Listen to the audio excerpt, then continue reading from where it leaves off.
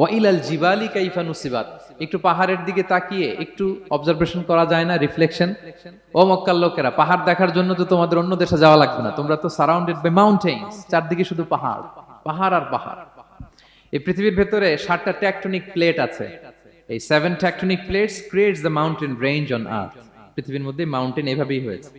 Big bang এর মহাবিস্ফোরণের পরে এই প্লেটগুলো যখন কোলাপস করলো, মাঝখানের জায়গা উঁচু হয়ে গেল, দ্যাট ইজ মাউন্টেন।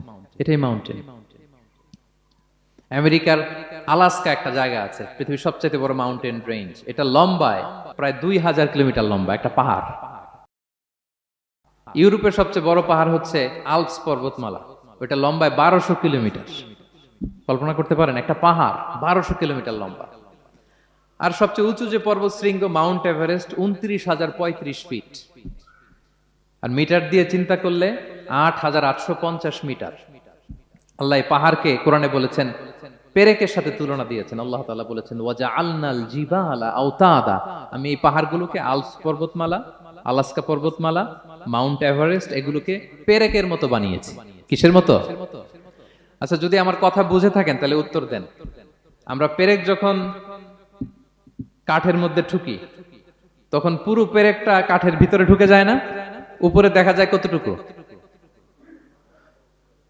হাতুড়ি দিয়ে একটা পেরেক যখন আমি একটা কাঠের ভিতরে ঠুকে দিলাম, এরপরে কি পুরা পেরেকটা দেখা যায়? আর কতটুকু দেখা যায়? সামান্য মাথাটা। তো পুরা পেরেক গেল কই? ভিতরে। তা আল্লাহ পাহাড়গুলোকে পেরেকের সাথে তুলনা করেছেন। তার মানে পাহাড় যতটুকু আপনি দেখেন, এটা পাহাড়ের মাথা, এর পুরো অংশটা মাটির ভিতরে। 29,035 ফিট মাউন্টেন, মাউন্ট এভারেস্ট যেটা, এটার কমপক্ষে 10 গুণ এটা মাটির ভিতরে আছে। আলাস্কা পর্বতমালা বাইরে যদ্দূর, 10 গুণ ভেতরে। আল্পস পর্বতমালা বাইরে যদ্দূর, 10 গুণ ভেতরে। তুর পাহাড় বাইরে যদ্দূর, 10 গুণ তার ভেতরে। আল্লাহু আকবার। এজন্য আল্লাহ বলেন, ওয়া ইলাল জিবালি কাইফা নুসিবাত, ওরা কি পাহাড়ের দিকে তাকায় না, কিভাবে এই পাহাড়গুলোকে আমি তৈরি করেছি। আল্লাহ যখন এই পৃথিবী সৃষ্টি করলেন, পৃথিবীর মধ্যে ভাইব্রেশন হচ্ছিল, কাঁপাকাঁপি, কাঁপছিল পৃথিবী। আল্লাহ পৃথিবীর কাঁপাকাঁপি বন্ধ করার জন্য এই পেরেকের মতো পাহাড়গুলোকে পৃথিবীতে ঠুকে দিলেন, কাঁপাকাঁপি বন্ধ হয়ে গেল। এই দৃশ্য দেখে ফেরেশতারা বলে, ইয়া রাব হাল মিন খালকিকা আশাদ্দু আলাল জিবাল। আল্লাহ, পাহাড়ের এত শক্তি, পৃথিবী কাঁপতেছিল, পাহাড় আপনি ঠুকে দিলেন, পৃথিবীর কাঁপাকাঁপি বন্ধ হয়ে গেল। আপনার সৃষ্টির মধ্যে পাহাড়ের চেয়ে শক্তিশালী কিছু আছে? আল্লাহ বললেন আছে। সেটা কি? আল হাদিদ। আল্লাহ বললেন সেটা লোহা, কারণ লোহা দিয়ে পাহাড় কাটা যায়, ঠিক কিনা? লোহার কথা শুনে ফেরেশতারা অবাক, লোহা পাহাড়ের চেয়ে শক্তিশালী? ফেরেশতারা প্রশ্ন করলো, ইয়া রাব্বি হাল মিন খালকিকা আশাদ্দু মিনাল হাদিদ, তাহলে আপনার সৃষ্টির মধ্যে লোহার চেয়ে শক্তিশালী কিছু আছে? আল্লাহ বললেন আছে। কি সেটা? আন্নার, আগুন। কারণ আগুন লোহাকে কি করে? গলিয়ে ফেলে।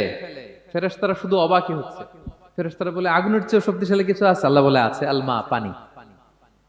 কারণ আগুনে দাউ দাউ করে জ্বলে ওঠা আগুনের মধ্যে পানি দিলে আগুন অস্তিত্ব হারায়।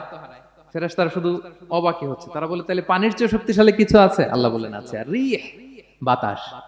কারণ বাতাস পানিকে একদিক থেকে আরেক দিকে নিয়ে যায়। জলের মধ্যে বায়ুর উচ্ছ্বাস লাগলে জলোচ্ছ্বাস তৈরি হয়, ঠিক কি না?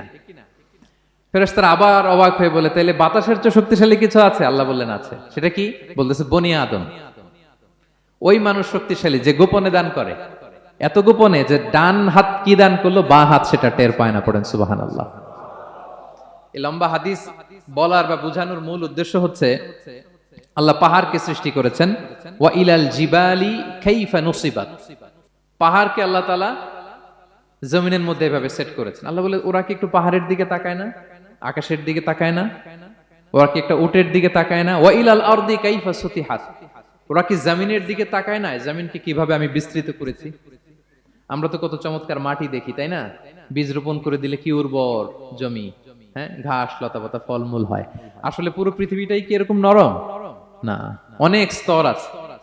এই ভূপৃষ্ঠের নিচে আপনি পাবেন পাললিক শিলার স্তর, রূপান্তরিত শিলার স্তর, আগ্নেয়গিরির শিলার স্তর। তার মানে পৃথিবীর ভেতরে